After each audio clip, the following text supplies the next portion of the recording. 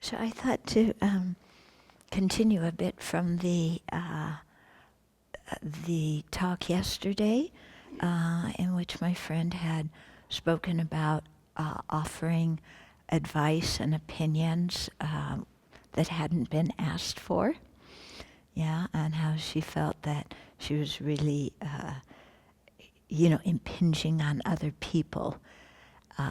I wrote to her, about the saying that I thought violence was a bit too strong, and she agreed. But also I think she used that as a way of really waking herself up to saying that,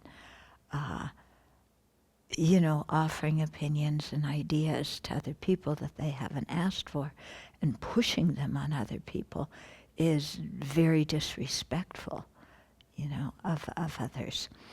So she wrote something back too, along the line of how a spiritual mentor may act in ways that are sometimes called wrathful to get a point across to somebody else. And so she specified the spiritual mentors here. I would like to expand it maybe to good Dharma friends that we've had over a long period of time, because we aren't always around our teacher to be able to receive advice for them. But sometimes when we're sliding down the slippery slope, thinking in our mind that we're climbing a mountain instead, a good Dharma friend can see that we're off track and point things out to us. So here's what she wrote. Okay. So she told me she was in discussion with somebody else about this too. So she copied a part of that letter to her other friend. So she said, the only people who have the right to give you advice, which is not directly asked for, are your spiritual teachers or your good Dharma friends who you've given permission to do so. Because when you take a teacher or a spiritual mentor, or when you have a very close Dharma friend, it's a given that you're giving them permission to work on your mind, give advice, and be hard on you when needed. So here speaking particularly about a spiritual mentor, because a Dharma friend is not going to, be hard on you when you need it and things like that. Okay. So your teacher will push you to your highest potential by any means necessary, as this is the reason that we have them as teachers. Yeah, and so what she's getting at here is one of the reasons we choose spiritual teachers is because it's people we trust and who have integrity, and by doing so, we are implicitly saying, I need guidance, and please guide me in whatever way is going to be effective for it. Okay, so this is why it's very important to choose your spiritual teachers very wisely. You don't just kind of give this trust and permission to anybody who's walking by. So she says, it is a given that your teachers will squeeze your ego and at every opportunity give you chances to look and work on your mind. With some teachers, this means stepping all over your boundaries. Yeah, and here by boundaries, I think what she means is all the walls that we've set up to protect ourselves. Yeah, we call those boundaries, but actually in many cases they're self-protective walls in which, it's like, okay, I will talk to you about this, but not anything more than that. Okay?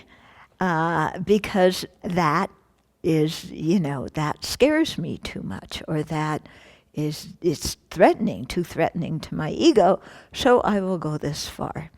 So saying that our teachers often overstep those, of course we get upset and we get angry. Some people run away at that time. And that's actually why a skillful teacher, sometimes when they see that somebody really has quite a solid wall built up over something will not challenge it, for a long, long, long time because the person really can't handle it. Yeah, so they may try and chip away at it little bit by little bit because it's a pretty big wall there. Yeah. Okay, but the means that a teacher uses on their student comes down to how the student's mind works. With an angry student, teachers will use a lot of love and support. With a student who has strong attachment, a teacher will use force, not meaning physical force, but, kind of really confront them with their stuff and not be easy on them.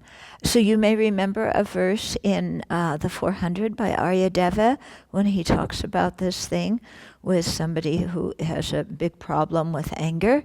Then you treat them very sweetly, very nicely to help them calm down. Somebody who is complacent, who has a problem with attachment, you push them, and you may sometimes speak in a very assertive way to try and get through to them. But anybody who uses wrath on you who is not your teacher, that is not okay. Okay, so she's clear here that you're not letting yourself be open to abuse by saying, this person's, all the horrible kinds of things we hear. Yeah, so you're not being foolish and abdicating your own responsibility to think for yourself. Okay, so as students, we have to be open and receptive, but also thoughtful and wise. Okay, which is a difficult thing. We're usually closed and unwise and defensive. Yeah, so we need to kind of overcome that for the Dharma often to work on us. And sometimes it's not even what a teacher says to us. Sometimes in the teaching, just what the text says to us. Forget the teacher, it's the text. And they're not even saying it to you personally. They're saying it to the world, and we go, I don't like that, I don't want to hear that. Okay? So, when it's happening with a text, then we really have to check up, huh? Don't you think? Yeah, the thing is with the teacher, our ego always has an out. The teacher's really mad, and they're just doing this to vent their own anger. They're not really looking after my own good. It's only when they praise me that they're looking after my own good. Okay. So she says, you will find as you go along that there are people who will do things and say that they are using this kind of behavior in a skillful way. But in fact, they are just angry or attached to their own stuff and justifying their behavior by saying this. Okay? Only a person who has Dharma wisdom can really use this method. So don't accept it from someone who is not your spiritual mentor. Yeah. So I think that was a good add-on to what she said. And also, to think about spiritual friends, and although they may not speak to us in a wrathful voice, or a wrathful way, we may project that onto them simply because they're saying something that doesn't agree with our opinions and what we want. So, it's very easy, isn't it? Someone who points out our fault to us that we don't really want to deal with because we think our fault is legitimate, we think our fault is a virtue. And it's our way to take care of ourselves.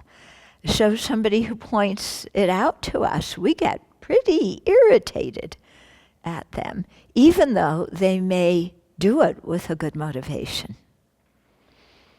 Yeah, so that is our loss when we do that. Okay? But it's also our loss when we can't think for ourselves, and whatever somebody says to us, no matter who in the world it is, we take it as that's the truth about who we are. You know, which also is inaccurate and not correct.